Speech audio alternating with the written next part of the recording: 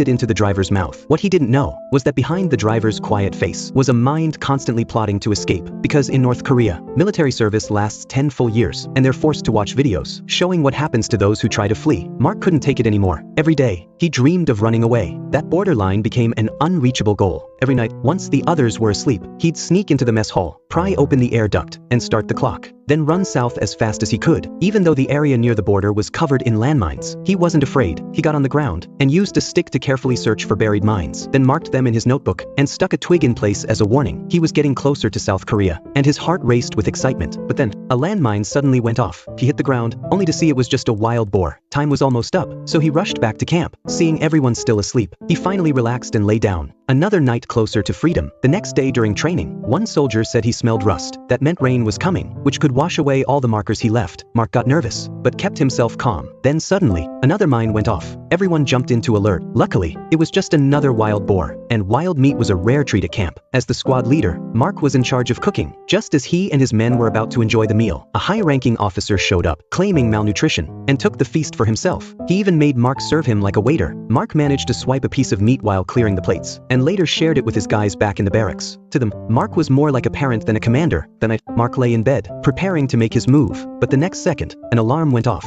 Everyone was ordered to assemble. Mark was filled with anxiety. He threw on his gear and rushed to check the mess hall vent, only to discover the escape tunnel had already been found.